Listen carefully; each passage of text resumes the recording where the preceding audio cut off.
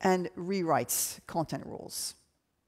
Audiences, in turn, are interacting with this content and consuming it in new ways. And in the process, they form communities around areas of interest, and they engage directly with content creators. This unique dialogue creates intimate connections and leaned-in experiences. In the past year alone, there's been a 70% increase in the number of YouTube users who follow and interact with creator channels. Now, as a TV producer, you can only dream of this kind of real-time participation. So today, I'm going to explore 3 themes. Number 1, how YouTube creators harness that engagement to build businesses, to create new genres, and to make great content. Number 2, how media companies are reaching diverse audiences through embracing online platforms. And then finally, we'll discuss how we can work together to harness the opportunities that this global video ecosystem brings. All right, so think of your favorite YouTube creator, or you can text someone who's under 30 and you can ask them the name of their favorite YouTube creator. So even though they may not be known to you, these creators have built entirely new creative economies, and they're redefining media. They are next-generation media businesses, they have millions of viewers, and sometimes they're even global brands. And they're contributing to both local and global economies. In the EU alone, the number of YouTube channels that are making 6 figures or more has gone up by 30% over the last year. And many of the creators who are doing that couldn't or would not have existed elsewhere. It's only possible on the platform. So let's take a few examples. Look at creators like the French news vlogger Hugo Décrypte, or the Swedish robotics enthusiast Simon Gertz, or even the deaf lifestyle vlogger Jessica Kjellgren-Fozard. None of them are an obvious fit for traditional media. Yet, on YouTube, they're finding huge success. They're managing businesses, they're selling merchandise, and they're creating jobs. These creators are building the future of the content industry, and they're doing it by paving their own path. Another example. Take the new wave of female urban music artists who are exploding onto the music scene in Spain. In the past, these artists struggled to break through in a predominantly male-dominated genre. On YouTube, they've amassed a loyal and growing audience while breaking down the genre stereotypes that had previously marginalized them. They've taken their success beyond YouTube by signing major record deals with labels.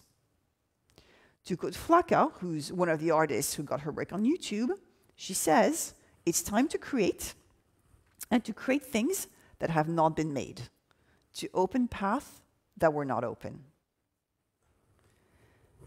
Kevin Aloka, who is YouTube's head of trends and culture, has looked into what makes these creators popular. Often, they thrive on inside jokes, which have been built over years with their loyal fans, and they harness what he calls the power of anti-broad appeal fan relationships. And they flourish by creating content that is deeply inspiring to those in the know.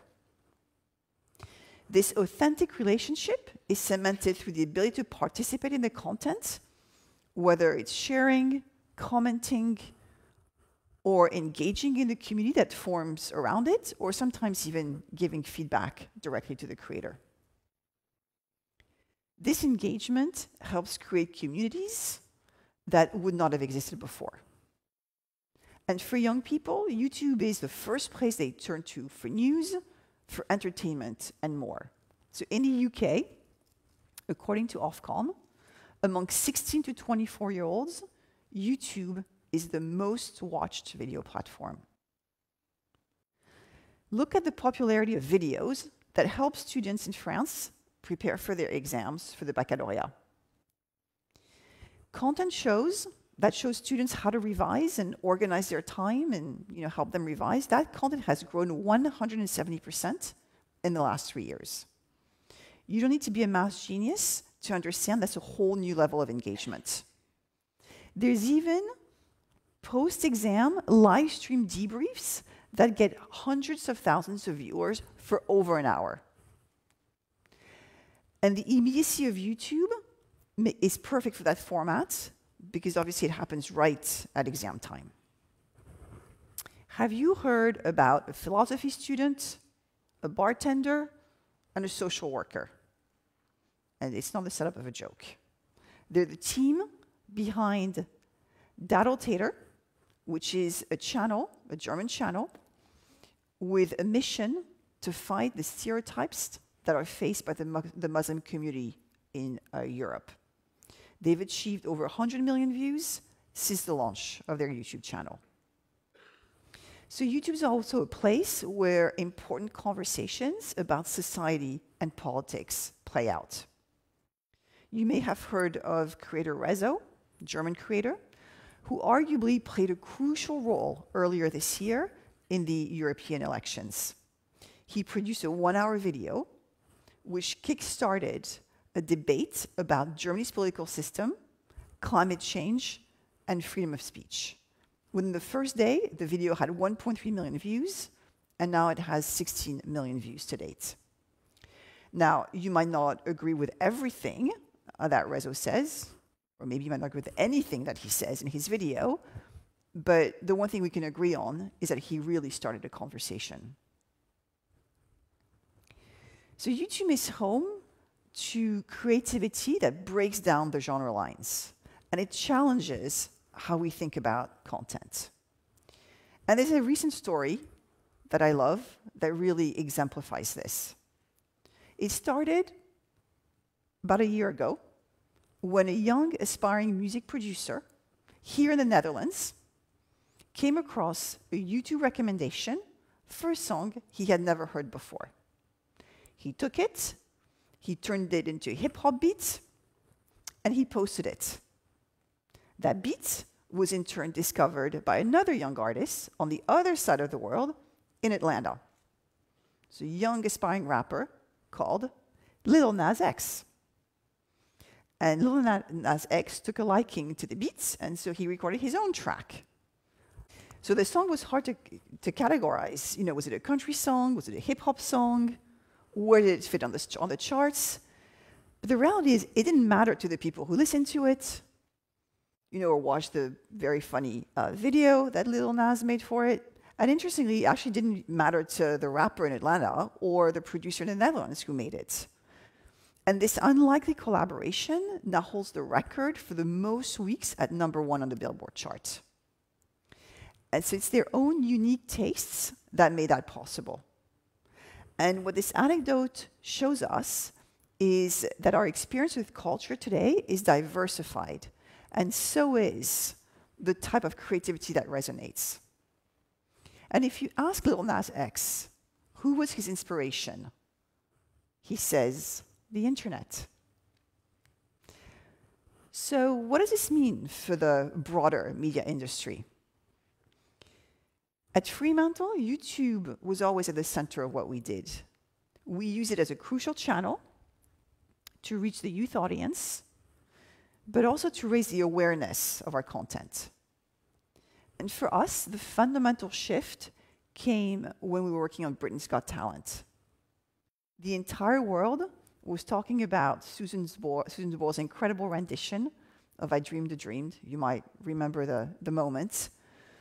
But many people actually hadn't seen it on ITV in the UK on Saturday night. They had seen the clip online. The video has since achieved over 200 million views on YouTube. And what happened is, it led to increased ratings for the show on ITV in the UK. For us as a producer, it led to increased demand in the format internationally. And it brought real awareness to the brand globally. And that led us to rethink our process and to try and cultivate these moments and maximize their exposure online. To the point that, from then on, after every screening of an episode, Simon Cowell, who's the co-producer of the show, used to say, "Where's our YouTube moment in this episode?" It became a point of focus. So YouTube provides the technology that helps connect content and audiences. Broadcasters and media companies can take advantage of this to extend their viewer engagement, to reach younger audiences, and to raise awareness. An example of this, the Eurovision Song Contest, which is now live-streamed annually by the European Broadcast Union, the world's leading alliance of public service media. The event's been going on, of course, for over 60 years, but since 2015, the EBU has leveraged YouTube's live streaming technology to complement the linear TV broadcast and reach younger audiences globally.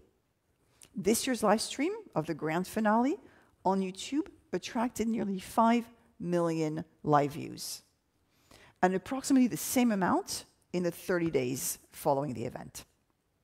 In parallel, the EBU has built an impressive YouTube channel with 3 million subscribers to date.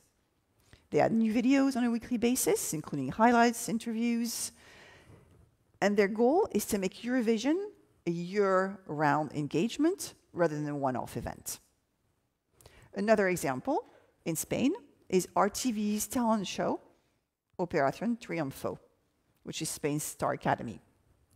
It returned to the screens after a decade to a huge reception from fans. And what Operación Triunfo wanted to do to reach a young audience who had dramatically changed how they consume media since the original broadcast was to embrace digital. So digital became a critical component, with RTV deciding to experiment with a 24/7 live stream of the show's contestants as a way of building that conversation. On this live stream, the audience could watch singing lessons, choreography rehearsals, and even early morning stretching routines. Following the launch, the live stream became an important part of the format, with the television broadcast and the YouTube channel feeding into one another over the course of the season. And this synergy and fan engagement were key drivers in the success of the show, which grew into a social media phenomenon. And research showed that the TV viewing figures went up almost 10% with the addition of digital. Our media partners are also using the platform to reach broader and more diverse audiences. Earlier this year, the Champions League had a historical All-England final when Tottenham played Liverpool in Madrid. And for the 4th year running, BT Sports chose to make the game available for free to non-subscribers on the BT YouTube channel. It generated a huge audience for BT and the biggest ever live stream for a sport event on YouTube.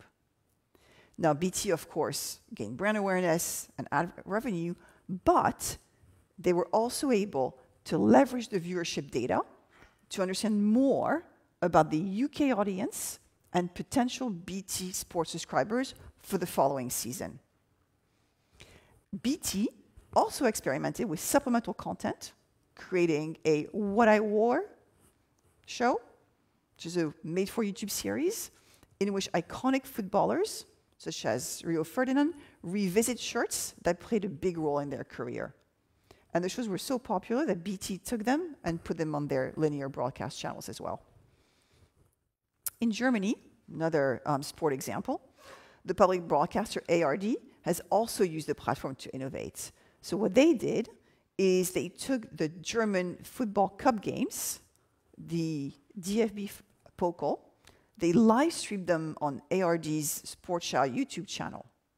But the TV and the YouTube channels, the YouTube shows run in parallel, with creators providing the commentary and the halftime punditry on YouTube.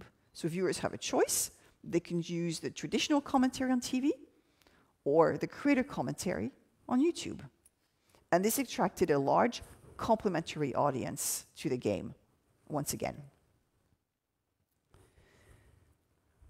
Our partners in the pay TV space are also increasingly viewing YouTube as an essential part of their content offering via the set-top box in the living room. So YouTube is now available as 1 billion certified living room devices globally, including in Europe, where we partner with the likes of Sky, Liberty Global, and Vodafone. So overall, it means consumers are watching over 250 million hours of YouTube content per day on television screens via connected devices and smart TVs. And we're now seeing that partners like Sky are placing tentpole YouTube moments on their device homepage. The inclusion of YouTube live events such as Coachella, the Lollapalooza music festivals, in what were once key traditional broadcast promotion spots shows the rapidly growing hunger for YouTube in the living room. So the growth of global platforms such as YouTube, along with the proliferation of devices and an emergence of new content formats, brings opportunities for both creators and media partners. However, these shifts also bring challenges.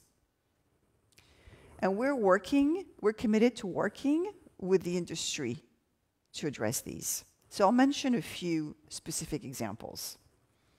One is audience measurement. As viewership migrates across platforms, formats, and screens, it becomes increasingly difficult to measure. Earlier in the year, we announced that the YouTube data is now integrated into Germany's joint industry currency, the AGF. And YouTube could now be measured side by side with television on a consistent basis. And that benefits, obviously, advertisers, agencies, but also content owners and distributors. And we're also aware that when you create a place which is designed to welcome many different voices, some of those voices will cross the line. And this is a huge area of focus for us. And while this problematic content represents a fraction of 1% of the content on YouTube, we're working constantly to reduce this number further. We're investing in various ways to do this, such as removing the content that violates our policies as quickly as possible. But also, we raise the profile of good content. And so, for example, authoritative voices when people are looking for information, especially during breaking news cycles. And finally, piracy remains a critical issue, as we know, for the industry. So together with rights holders, we've been at the forefront of this fight for many years, investing over $100 million in our Content ID technology. This allows content owners to manage their copyrights on our platform.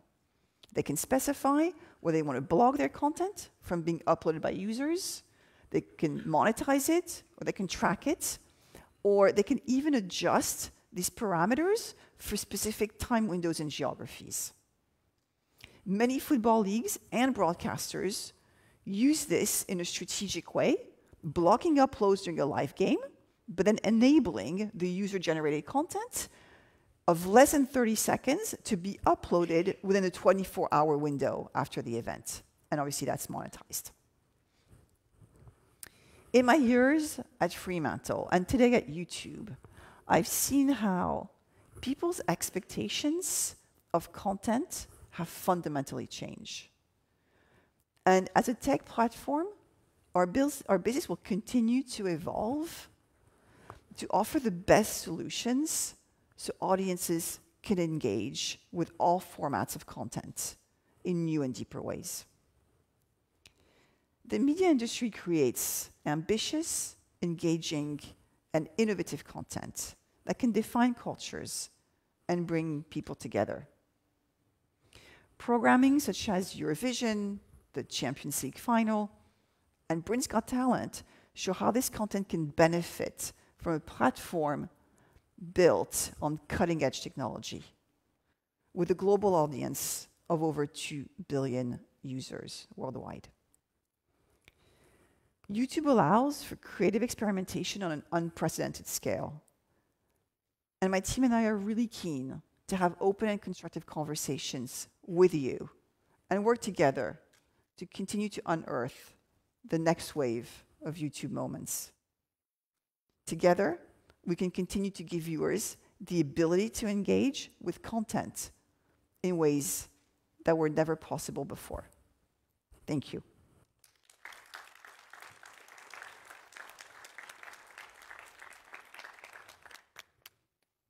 Thanks, Cécile. That's great. You've learnt a lot in 10 months. Congratulations. Tried. So the Simon Cowell comment, shark or kitten? How do you feel about that Depends on the day, I guess. How about today? How about today? What's Simon Cowell like? What's Simon like? Simon is like, he's very true to his TV persona. He's authentic. He's very authentic. I mean, joke apart, someone is one of these people who's actually very, very focused on the audience. Mm. And I suppose what sets him apart is he's got incredible instincts for what he believes people want to see, want to feel. And it can be quite challenging when you work with him because he'll do this thing where you've been doing something and it's working amazingly well. Like the ratings have never been better. And then he calls you and he says, I've been thinking, you know, we're missing a trick and, you know, we're missing something. And I think we should sort of change it all. And you said, but Simon, it's working. And he said, well, that's the point. Mm. So he's always sort of thinking ahead as to how he can make it better and just trying to kind of get a feel for what's going on and what's the mood and what's the ambiance. And what's coming and what you should be worried about. It goes back to understanding your audience. Completely, I suppose, completely, and that's what's made him successful. And he's done obviously both in music and and in television because he listens. He's a really good listener. So that was great. Thank you so much. I mean, so much of it resonated. It's fascinating about the Eurovision Song Contest. Great example of something that revolves around kind of local communities coming together for a global event. We've got so much to talk about, but I will remind people to send your questions in on the Slido. We are ready and waiting for your questions. This isn't just a conversation between myself and Cécile. This is your conversation, so please join in anything you want to ask. But Cécile, I think it'd be really interesting to start just a little bit more generally about your career, I suppose, because I think that kind of segues into this bigger conversation about digital TV entertainment. I mean, you moved from the TV world into digital. How's that been? How different is the culture from Fremantle to one of Silicon Valley's giants, Google? I mean, look, obviously I spent the majority of my career in television as a content producer, just like you, Claire, where, and especially at Fremantle, where we were very focused on mainstream television, so just creating, producing, keeping these big, broad franchises on the air, where the game was really about getting as many people as possible under that tent and playing that game. And obviously it's a format business, so replicating it in as many markets as possible. And we found, certainly I found, the last 4 or 5 years of my time there, it's getting harder and harder to do that. And it's getting, I think, harder and harder to do that because people have a lot more choices. And I think there is an expectation of participation and engagement that, is an authenticity that is becoming harder to achieve, within a linear medium. So I saw that sort of firsthand, which is why I was interested in experiencing, a different kind of medium.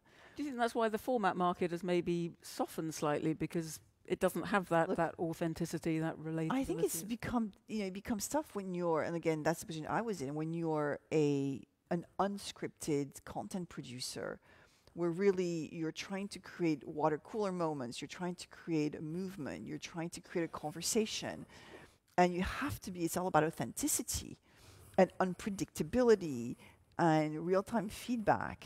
It's very hard to do that when you have these social media platforms who just compete with that voice. There's nothing more authentic or nobody more authentic than a creator. So I think it's, obviously the two can coexist, and I think it's about when you're on the traditional media side, how do you take advantage of the platform? And at Fremantle, we become really good at that. I'm really thinking about the show brand, and, obviously there's the TV show, which is still the main place to consume it. But what is the YouTube experience? What is the Facebook experience? What is the Instagram experience? But you have to think about ubiquity as opposed to exclusivity. And for, most of its life, TV was all about exclusivity. When we were producing American Idol, I remember I was there, this was before YouTube, it was all on Fox and it was all live, and that was the only way you can consume it. And then, obviously things starting to change, but we stuck to that exclusivity. We were really scared to let go. We didn't want to let the contestant tweet anything. We were even resisting, catch up, because we thought we were all about the live experience, and we just hung on. And then, we realized that was just completely the wrong strategy, because just people have different behaviors and different expectations. And so you can decide you're going to hang on, but you're going to be on your own at some point, right? Hanging on. So I think, look, there's this has been a kind of a huge shift. And, and look, the only other thing I would sort of add is, the platforms very much operate at scale. And, one of the things that, I think I've learned from, my previous life is how to combine scale with local. And to me, that's kind of an interesting frontier. I mean, there was an interesting debate here yesterday. It kept coming up: local language, local production.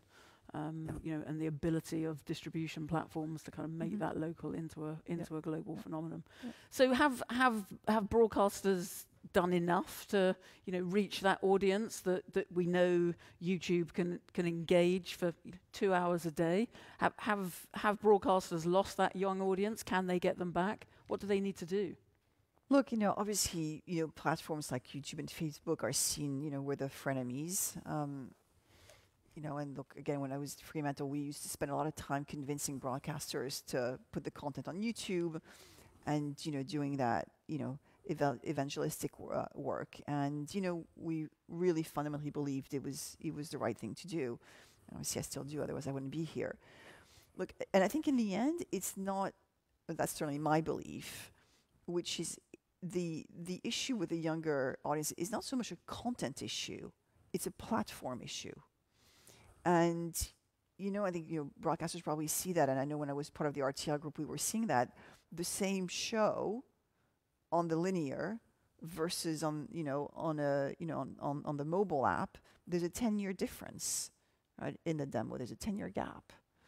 We know that, a lot of young people discovered Gilmore Girls on Netflix. It's an old show, but they discovered it on Netflix. So again, it goes back to, for me, how you define yourself and how you define your business. Are you in the distribution business or are you in the content business? And I think if you're a broadcaster, yes, you had a linear window and that's still a big part of your business, but fundamentally you're about funding and creating content. And then it's about how do you get it to as many people as possible. If you want to create a franchise today, you need young people. You can't create a hit, whether you're in fashion, in music, or TV, or you're trying to open a restaurant or a bar, right? If you want something to be part of pop culture, you need young people at scale. And let's talk a bit about that creator phenomenon, which YouTube is the driving force behind. Well, I mean, YouTube created it. That's where it happened, right? I mean, what's the evolution of that, I suppose? How does it change? I'd love to talk a little bit about the business model as well and about how they make money. But where did that all come from? I think initially it came from a video at a zoo that was shared. I think that's how it started. Look, they're sort of new generation of creatives. In some ways, they're no different than, people who were creating, different forms of content sort of 10 years ago.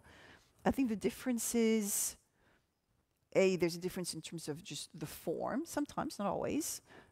It's interesting to me, again, having been in TV for 20 years, and looking at lifestyle shows and cooking shows, etc., and you see all these genres being reinvented on YouTube, and it's an evolution. In the same way as we used to evolve them in TV, they're now being evolved on YouTube, and so they might take slightly different shapes and forms, but the genres are always the same. You've got dating, you've got entertainment, you've got music, etc.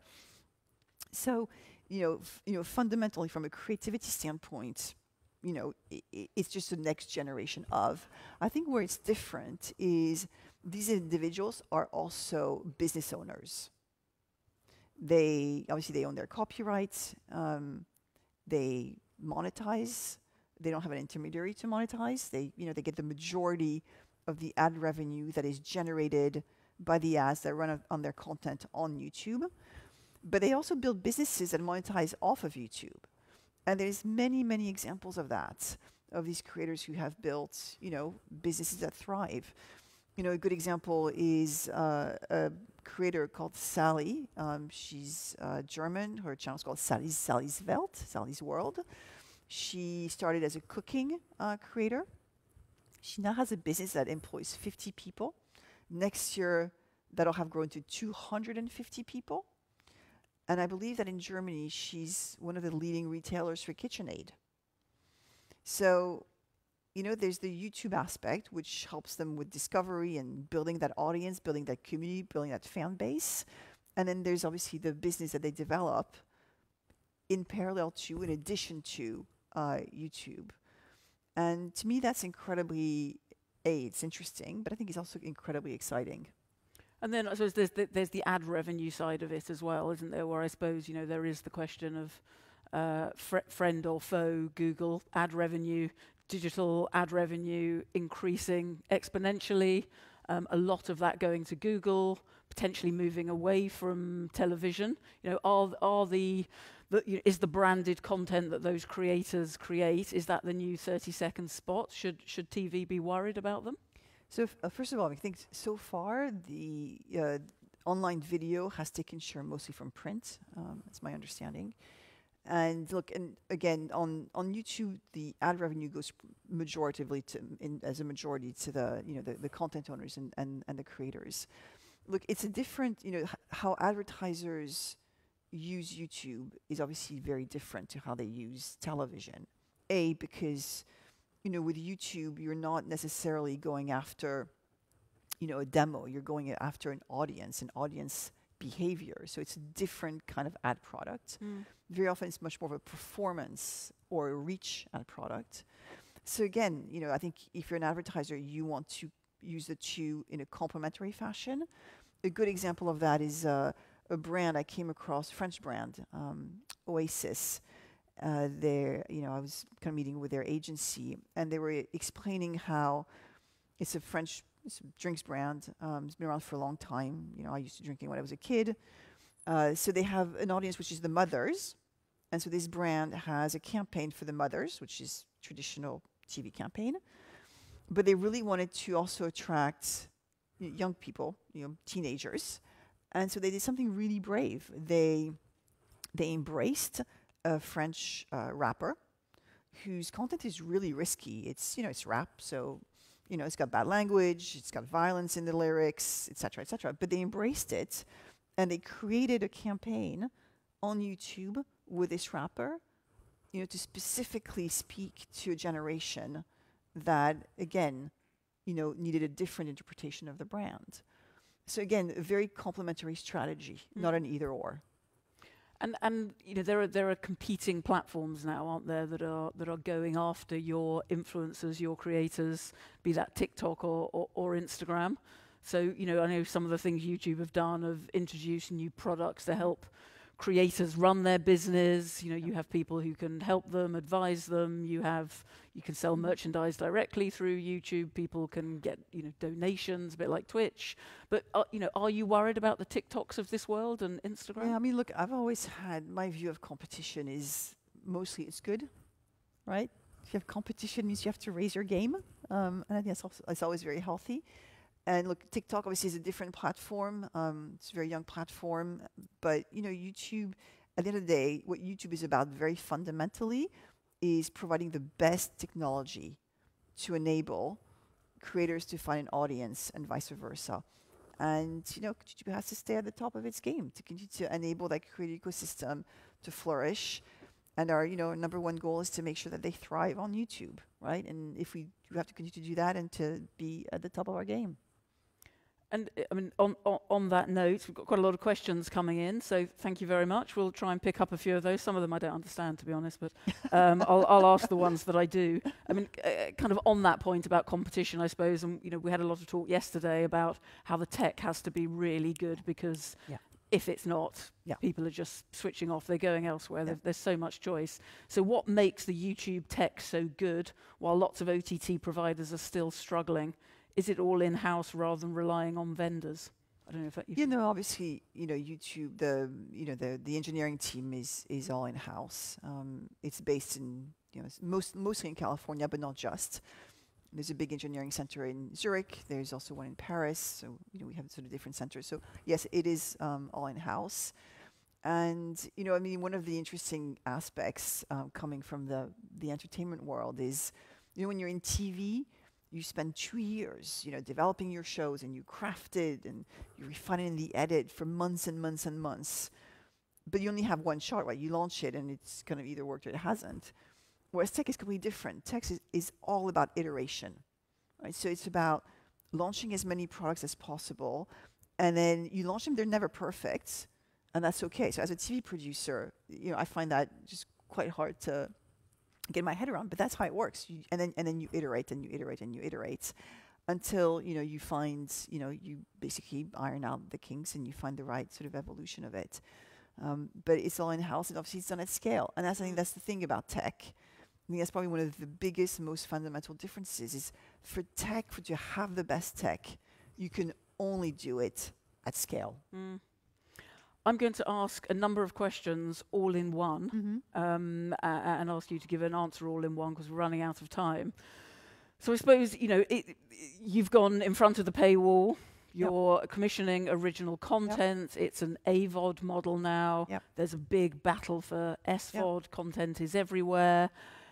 Is YouTube becoming a broadcaster? Is it one of the new broadcasters? Are you competing in that market? What does YouTube look like in 2 years' time, 5 years' time? I mean, look, YouTube fundamentally, at the heart of YouTube, is a tech platform, right? Culturally, in terms of, you know, its mission, its dream is to provide the best technology, again, to allow these connections between content, you know, and audience, and, you know, and obviously ultimately, you know, creators are part of content, but to make those connections to, you know, to enable that participation. That's the other thing, remember, between the linear world or even the SVOD world and a platform like YouTube is the participation. And I think, to me, that's the strength of it, is to enable those conversations. It's really part of the strengths and one of the unique points of difference. And people want to participate today, whether it's participating because you create content or because you're part of a community. But I think that's one of the fundamental shifts. People have always wanted to do that, but they weren't able to do it. And technology has enabled that, and that's shifted fundamentally what people expect now from a content provider. And that's why if you're you know, on the production side, or if you're a broadcaster, you cannot ignore that. Your audience is expecting it. I could go on all day, but I'm afraid we've run out of time. So thanks so much, Cécile Frot-Coutaz. Thank you, Claire. Thank you, everybody.